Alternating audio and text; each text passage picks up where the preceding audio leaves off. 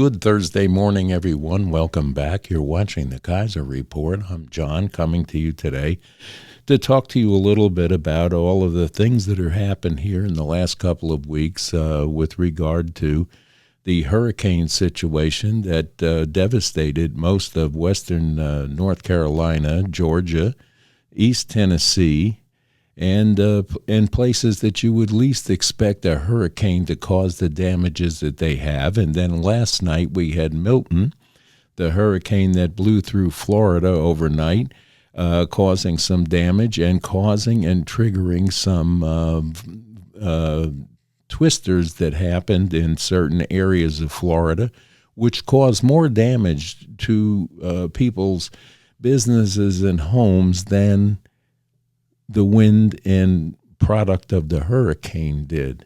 When you have volcanoes that are triggered by the hurricane, there's a lot more damage to be had, because when they blow through a community, usually someone's going to lose a roof. And of course, uprooted trees will cause damage, and boats will be pulled out of the water and deposited in other places. These are things that, we have seen happen in the past. And we know that this was coming, and I think that Governor Ron DeSantis did a very, very good job at preparing all of the communities that were affected in this storm that came through, which were quite a few. He did a great job at preparation and having things on hand to take care of the damages and rescue, and water and gasoline and everything was accounted for. This was a very presidential-looking governor standing there, being prepared and talking 5 or 6 different occasions to the news media and telling them what the preparedness was, and then telling his residents where they can go and how to get there. And it was done very well. And in the wake of all of this, a lot of people survived that probably wouldn't have had they not had the leadership of a great governor. And what do we get from our candidate running for president, which is the sitting vice president right now? She's just upset because he didn't return her phone calls. How petty, how uncaring. And it shows, no matter what Biden and she come out and say about what's happened with Hurricane Helene, and so far with their lack of interest in this and slowness to get out and do anything for the people in western North Carolina, East Tennessee, and Georgia, remains evident to everyone that is thinking, what happened? Yes, they have money to take care of things. And yes, it's not just $750. We know that. And now they want to blame Donald Trump for doing what they are exactly doing right now, which is politicizing not only Helene, but now Milton. You have a candidate running for office that can't string a sentence together without an earpiece and a teleprompter. And I'll show you a clip here shortly where, when the teleprompter accidentally went down on her during one of her speeches, she was stuck with the last thing she read on the teleprompter, which was 31 days.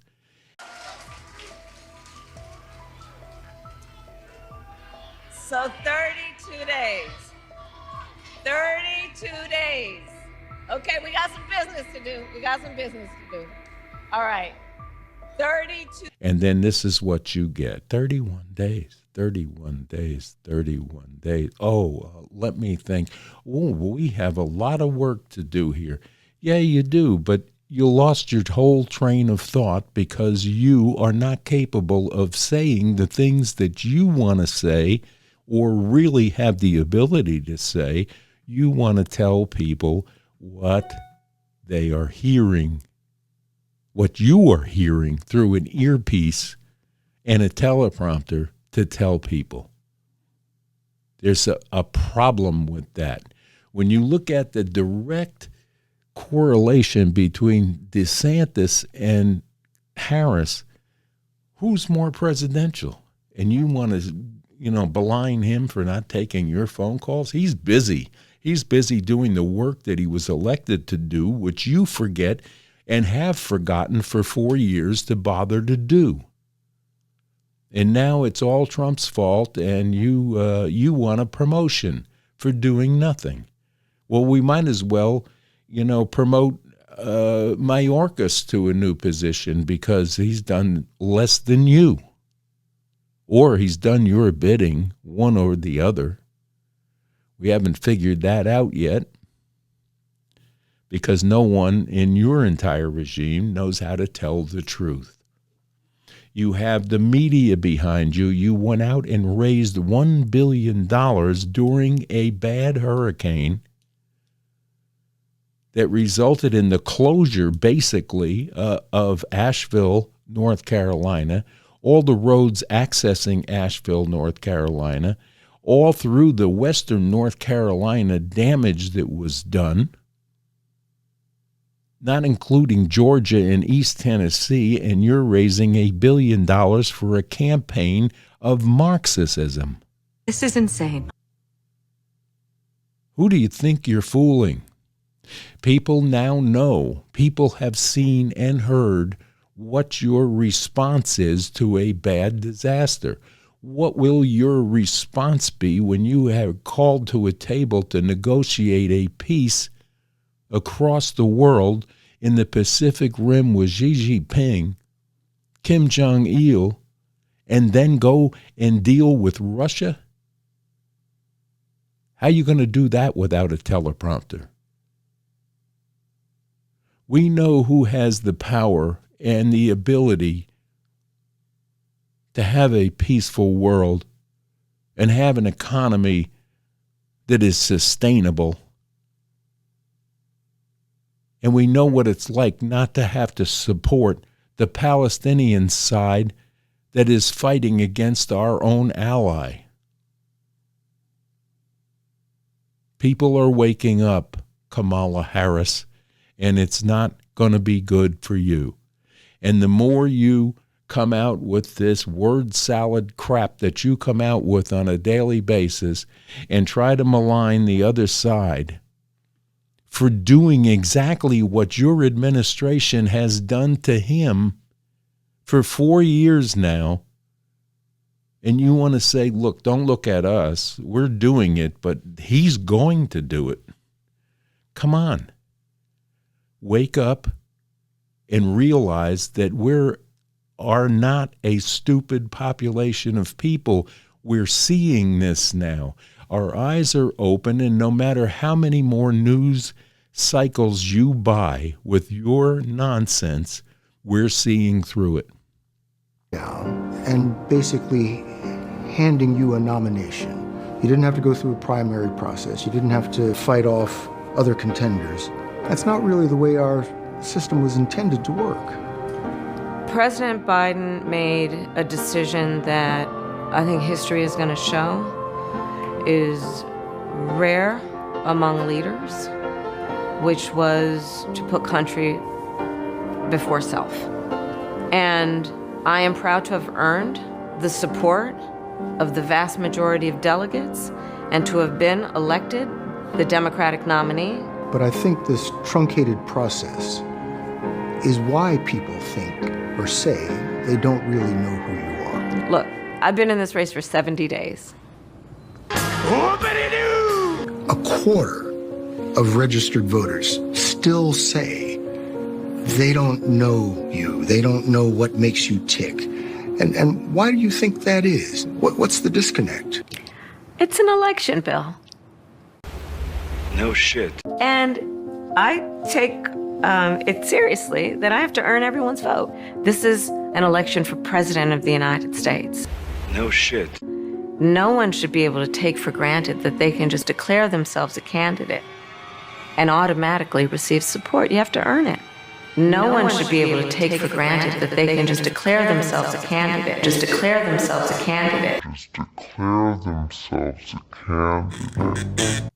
Because we see a real disaster. We're living through a real disaster. I am on the ground here in that area that you're saying isn't happening. We see what's happening. I have friends that are pilots that were taking goods in and out of areas and stopped. This is a fact. I'm here, I'm looking at it, and you're lying to the rest of the world saying that this isn't happening. FEMA is a very good organization and very well needed and should be fully funded to help the people that are in need. But in no cases, when they hit the ground, do they stop all of the people like us that are trying to give a hand and a hand out to people or help people out of a situation to be stopped from doing it because FEMA is now on the ground.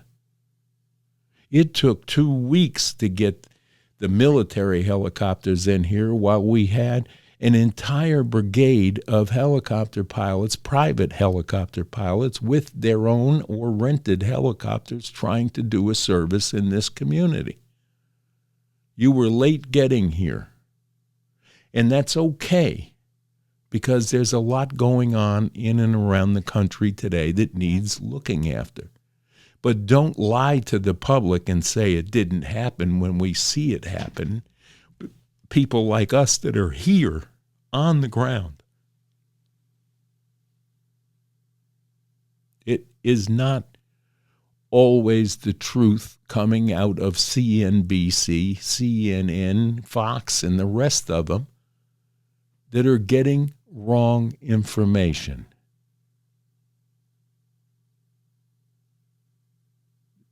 It's not Donald Trump's fault. Not everything is Donald Trump's fault. But you go out and raise $1 billion during this. How much have you written a check for? Because I see Ron DeSantis, I see J.D. Vance, I see Donald Trump on the ground in these places trying to help, putting together GoFundMes for them and raising money, and then you all lie about that, only 3% is going to those people. That is an out-and-out lie, because when you do a GoFundMe takes 3%, but every other dime of that went to where it was supposed to go. But yet you in the mainstream media continue to lie to people like you do on everything else. The Charlotte thing, I could sit here for 5 minutes and tell you all about the lies that you propagate that have been disproven, and you still talk about it. We have to, as a nation, get together and decide whether or not we want a Marxist government or we want to support the Constitution and the flag of America, like that sits behind me here, and stay true to our Constitution, which has worked for a long, long time, folks, and it shouldn't be changed one iota. And they tell you to your face now, they no longer hide what they want to do. They want to get reelected. They want to fundamentally change the Constitution and pack the Supreme Court because they don't like the decisions that the Supreme Court makes. And then try to get every Congress seat and every Senate seat that they can get to push through their agendas and spend money, print money and spend money, print money and spend money until this government collapses under its own weight.